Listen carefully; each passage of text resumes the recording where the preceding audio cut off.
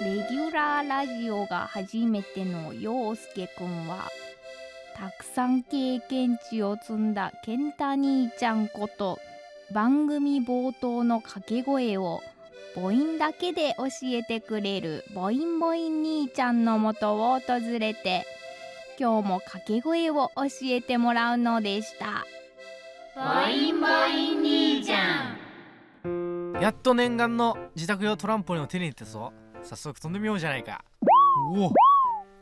おすごいね陽介。お兄ちゃん、おついにトランポリン買ったよ。すげえ。よかったら兄ちゃん飛んでみなよ。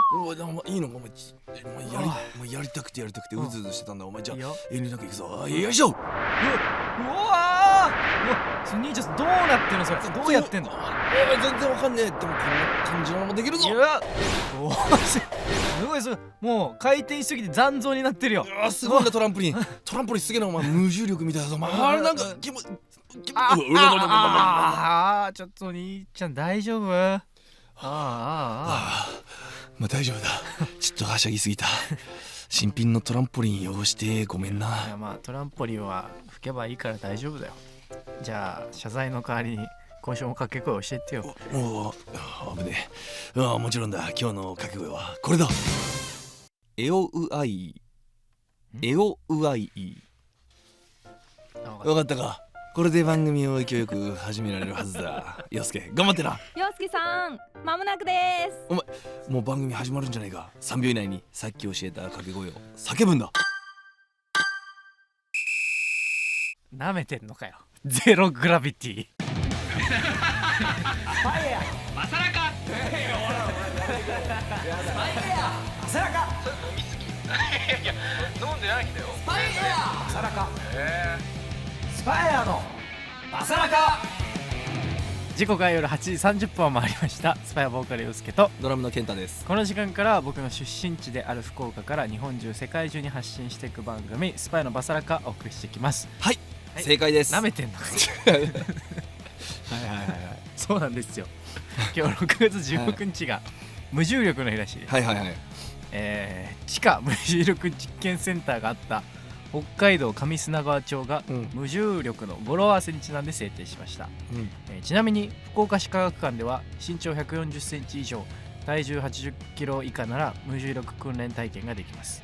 まず北海道に地下無重力実験センターなんてものがあったんだね。怖いんだけどすごい。まあでもあれじゃない、宇宙飛行士の訓練場とかそういうのがあったんじゃない。そういうことじゃない多分。確かに無重、実験センターだもんね。体験センターじゃないもん。そうだ、多分そういう専門的なものとか、宇宙で防護服とかさ、その宇宙で使うものを実験したりとか、この素材は大丈夫かとかやるようなところがあったんでしょうねきっと。無重力体験したことありますかって。ない。で無重力を地球でどうやって生み出すんだ。ジャンプじゃん。だからチンサムする時ってさ、あれ重力が一気に軽くなってる時っていうじゃん。ふわって内臓が上に持ち上がるから、飛行機とかでそうふって落ちた時とか、だからなんだっけ、ああいうの垂直にさ真下に落ちるやつ。そうフリーフォール。フリーフォール。そうあれとか落ちるってる瞬間は無重力に近い状態。タワーオブテラーか。そうとかっていうよね。ということでメッセージもいただいてますよ。はい、ありがとうございます。覚えてますか。ラジオネームもちきんちゃくさん。はい。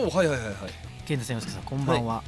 先日焦点について語れる友達が欲しいという悩み相談させていただいたものです。そう、好きになったきっかけね、お伝えさせてください。私は今年の3月に高校を卒業したのですが、高校生活最後の1年だったのにクラスメートとあまりうまくいっていませんでした。なるほど。卒業式の前日に3年生を送る会というイベントがあったのですが、私はそれすらも行きたくありませんでした。なるほど。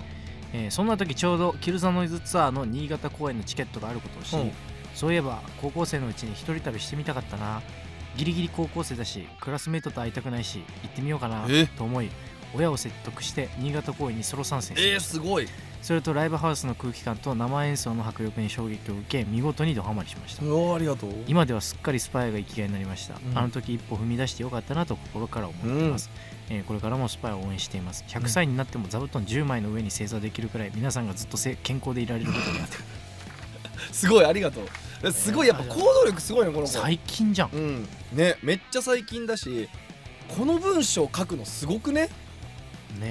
じゃあ大学1年生の年とかそうじゃないか。そこも卒業してってことだもんね多分。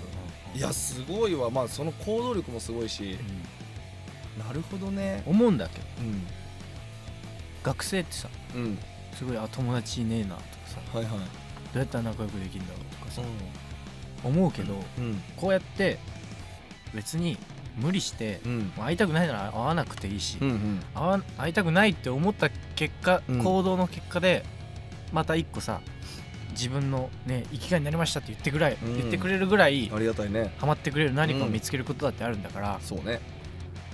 何が言いたかったんだっけ。知らんねそんないやだから無理してその友達を作ろうとか、そうそうしなくてもいいし、仲良くしようとか、そう無理してしなくていいよっていうこと。でもまあ持ち巾着はあれよね、こう多分感性が多分独特だと思うから、これいい意味でね、だから全然そのなんだろう、友達作りたいなって思った時は絶対来るだろうし、まあ今までもあったと思うけど、そういう時に多分ね感性の変わった人がこのくっつく瞬間ってあんのよ、やっぱ人生長いから。それはもしかしたら大学なのかもしれないし、高校でたまたまこうそういうタイミングがなかったのかもしれないし、言うたらさ、俺ともみけんとかもまあ幼馴染だけどさ、2人ともまあ変わり者っちゃ変わり者なわけさ、なんかっていうかめちゃくちゃで、いやその2人がさやっぱさたまたま中学校で会っただけで、そう俺とかも特に中学校なんかほんと中高合わせてもみけんぐらいしかいないんじゃないっていう、友達っていう言える人が。そうだね。そうだからその確率論なだけで、まあね、でもなんか成人式は行った方がいい気がする。そうね。そこでまたなんかね違うこともあると思うし、なんか別になんか友達作ろうとかいうあれじゃなくて、とりあえずそれはさ一個メモリアルな式典として出席するのって俺大事だと思う。いや大事だと思う。俺もそれはそう思うわ。で、集まり同窓会とかあるじゃん、そのタイミングで、俺は行かなくて後悔してるんだけど、そう行かなかったことによって、結局こう今になってさ、あいつ何してんだっけとかがもう全く分かんないから、だからそういうのはなんか一回行った方がいいかな。まあ多分20歳になったらそうか、もう今18歳か。18歳だから2年後で。18歳で成人式やるの？あれって成人式が20歳の集いになってんだ。まあだからでもその俺らの成人式っていう概念はもう終わったってこと。まあでもその年齢の区切りとしてもいいだろうし、なんかそういう今だから今じゃないといけないことって多分ね、もう俺らなんかよりいっぱいあると思うから、ここから持ち巾着って、だからそういうところはまあちょっと出つつも、まあ全然こう今のまま突っ走ってもいいと思うし、でもまあこの後もねできてくると思うから、友達とかそんな笑点見てたんだあなたっていう人が絶対出てくるからね。しかもなんか大学とか行ったら年齢関係なくさ、そういう話できる人も増えるし、教授とか、教授とねいやめっちゃ仲良くなるかもしれないからね、いやいいことですよ。このまま突っ走ってください。番組では皆さんからのメッセージまだまだお待ちしております。メッセージの送り先はすべて小文字でバサラカ@fm福岡.jp basaraka@fm福岡.jp もしくは FM 福岡ホームページにあるメッセージ応募フォームから番組名スパイのバサラカを選択して送ってください。番組実況も大歓迎です。 X でハッシュタグバサラカをつけてポストしてください。それではスパイのバサラカ、この後夜9時までお付き合いよろしくお願いします。スパイエアのバサラカ。お送りした曲はスパイアでジャストレイクです2025より青でした。それではこちらのコーナーに参りましょう。友達の話なんですけど、このコーナーは皆さんの周りにいる友達から聞いたことを送ってもらうコーナーです。僕らは決してあんたの話でしょなんてことは言いません。ぜひ友達から聞いた恥ずかしい話を教えてください。ということで今週も皆さんの友達から聞いた恥ずかしい話届きました。久しぶりの登場ですね。ラジオネーム裸祭りさん。よすけさん、ケンタさん、こんばんは。こんばんは。もう引っ越しシーズンはだいぶ過ぎてしまいましたが、私が友達から聞いた物件探しのエピソードを聞いてください。いいですね。当時同居人が出て行ってしまった彼女は一人暮らし用の部屋を探すため、内見の予約をしました。近くに住む友達 A ちゃんも暇だから付き合うよと言ってくれて、2人で不動産屋に行きましたが、前日に飲みすぎた彼女はひどい二日酔い状態でした。水をたくさん飲んで少し体調も落ち着き、お店にいる間はなんとかなるだろうと思っていましたが、内見に行く車でさらに酔ってしまい、物件に着く頃には最悪の状態でした。物件の周りにトイレを借りられそうな施設はなく、その状態のまま内見に行ったのですが、すでに限界が来ていた彼女は気持ち悪くて吐きそうなのでトイレ借りてもいいですかと不動産屋さんに尋ねたところ、空き物件なので水道は通ってないです、水流せないですと困惑した様子で言われてしまいました。しかし顔面蒼白で必死に吐き気と戦っている彼女を見た不動産屋さんは危険を察知したようで、タンクに水が溜まっていたら流せるので確認してきます、急いでトイレを確認してくれ、1回だけなら流せます、そう、ね、必ず1回で済ませてくださいと念を押して彼女をトイレへ送り出してくれたそうです。彼女は助かったとトイレへ行きましたが、そこは一人暮らし用の小さな物件、トイレで発した音は全て部屋中に聞こえてしまいますでも流せるのは1回だけ。そうね、恥じらいを感じながらも盛大にリバースする音を不動産屋さんと A ちゃんに聞かれながら無事にことを済ませました。帰り道 A ちゃんから、あんたがトイレにいる間2人でめちゃめちゃ気まずかったよ、こんなことなら来るんじゃなかったと呆れながら怒られたそうです。飲みすぎて人様に迷惑かけるのは本当に良くないですねもうこれ本当何があったの。もう同居人が出て行ってしまって、そう、もうおもろいのよ。もう飲んだくれてた、可能性あるね。可能性あるよ。でもう次の日に物件を探しに行く、いや裸祭りさんおもろいな。裸祭りさんの友達が面白い。ああそういやいやもうね、そっか、裸祭りさんの友達シリーズなんじゃないが面白いってことだね、多分ね。裸祭りさんはだから、そういう友達収集癖があるっていうことだね。いや皆さん飲みすぎは気をつけてください、はい、もう一人いきましょう、続いてラジオネームサバさん。これは私の友達が大学生だった頃の話です、その日は夕方まで講義がありましたが、母が不在で、私が夕飯を作らなければならず、かなり急いで大学を後にしました。電車を乗り継ぎ、どうあがいても片道1時間はかかるキロを、万年帰宅部だった意地を見せ、かなり爆速で家に向かっていました電車を降りて家まで歩いて15分前後の距離、最後の力を振り絞って10センチの厚底で走り出したのもつかの間、駅前の歩道の溝に足を取られ、足首があさっての方向に曲がり倒れました私の後ろにいたはずの乗客たちが次々に抜かしていく中、一人だけ大丈夫ですかと声をかけてくれました、あの時の優しい男性ありがとう。足首よりも心が痛かったです余談ですが、あまりに痛すぎて後日病院へ行ったら靭帯が2本切れていました。でも全然歩いて通学していたので、人間って意外と強いんだなと思います強くないよ靭帯、結構すごいぞ靭帯でしょ、まあでもやっぱさ、この俺思うんだけど、まあ厚底って危ないよなって思うわけ。危ない。10センチって相当だよ。結構じゃん。で僕もさ、ぎっくり腰やった後から、一本下駄、一本下駄履いたりとかするんですけど、相当やっぱ力入れないと絶対に足首やるもんね、あれだってね、あれも10センチぐらい、15センチ、15センチね、近くあるから、だから本当にヒール履いてる人とか女性で、で厚底の靴結構今高いじゃん、みんな厚底。高いね。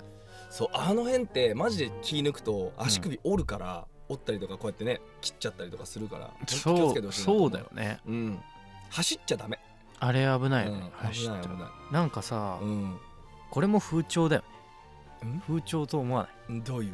身長は高くなきゃいけない。いやでもそれに関しては俺らの時代もあったもん、若い頃。そうやっぱり厚底めちゃめちゃ流行ったし、でなんか女性は15センチヒールとかさ、ああいうこうヒールがすごい流行った時期もあったし、まあだからもう動物のさ、動物としてのやっぱ本能なんじゃない？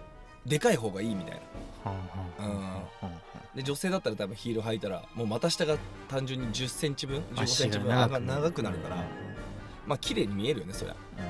まあでもまあ怪我したら元も子もないんでね、皆さん気をつけて生活してください。危ないですよ、本当に。ということでこんな感じで皆さんが友達から聞いた話を教えてください。僕らは決してあんたの話だろうなんてことは言いません、ぜひ友達が言っていた恥ずかしい話を教えてください。皆さんが友達から聞いた話お待ちしてます。それでは今日は、ラジオネームサバさんの友達の話からこちらを選曲しました、ブルーハーツでトレイントレイン。スパイエアのバサラカ。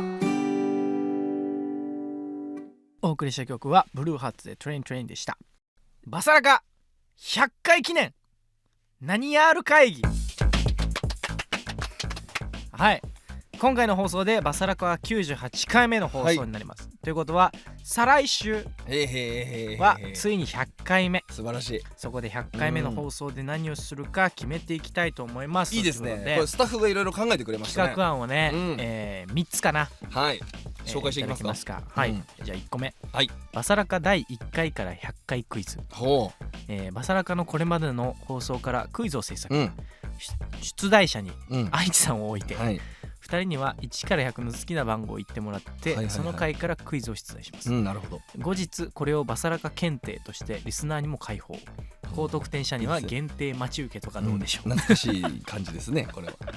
いやこれ問題作るの大変だ。大変だし、でもこういうのこそさ、何言ったでしょうとかか、2周年の方がいいんじゃないってちょっと思うね。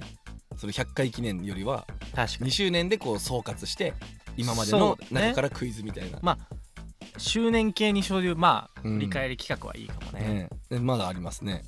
お前の好みは知っている、だって俺はバディだぜ、陽介健太の好き度0100ということで、リスナーの皆さんにお題と、それに対する陽介おは健太の予想好き度を0から100の範囲で書いて送ってもらいます、そのメッセージをもとに陽介チーム健太チームに分かれて対決、3問ずつ出し合って誤差が少なかったチームの勝ち、100回同じ番組をやってきた2人なら人から与えられたお題でも誤差を少なくするなんて簡単なはずということで、これちょっと難しいですけど、だからみんな聞いてくれてるみんなにはお題をまず送ってもらいます、例えばですけど陽介へのお題として陽介くんの映画好き度を教えてくださいっていうお題があったとする。これをリスナーさんが送ってくれてる、そうでそのリスナーは陽介の映画好き度はこのぐらいだろうっていう回答も書いて送ってくると、例えばそれが70だった、70度でしょう。でそしたらこれをね陽介に聞きますと、そしたら陽介が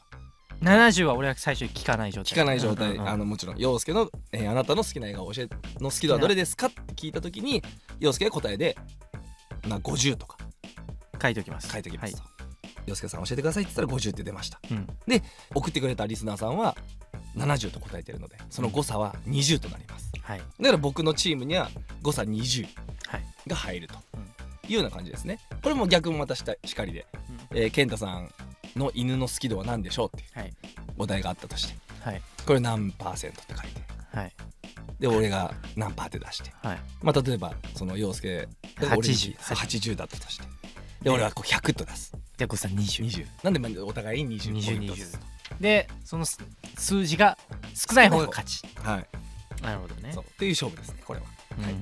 続いて、スパイア100秒でなんて歌ってる。陽介くん加入からリリースされたスパイアの楽曲から各曲の100秒の部分になんて歌ってるかを答えてもらうクイズ企画、たくさん歌ってきたボーカルと幾多のカウントを取ってきたドラマーなら100秒ジャストで歌っていた歌詞が常にインプットされてるはず。なるほどね。例えば和立ちの100秒の部分は何でしょうとかだね。なるほどね。桜光月の100秒部分はとか、リバースの 100秒部分は。俺結構わかる多分。秒数で？秒数でわかる。大体。わからん。だってアニメ尺って90秒でしょ。それ考えると結構わかりやすいかも。でもフル尺での100でしょ。そうだからイントロ短いとかないわけでしょ。そう。いやこれわかりやすい結構多分。だから、これダメだ。いやこれもおもろそうですねやったらね。これのどれをやるかってことですよ。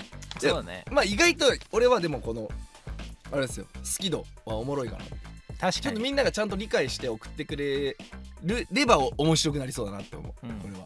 だから、リスナーの皆さんは、これはじゃあ健太さんに対するお題です、健太さんのなんとか好き度、そう好き度か、そう好き度か統一か、好き度は統一そういうことか、好き度は統一っていうのをだからそうだ俺のお題と好き度を送る。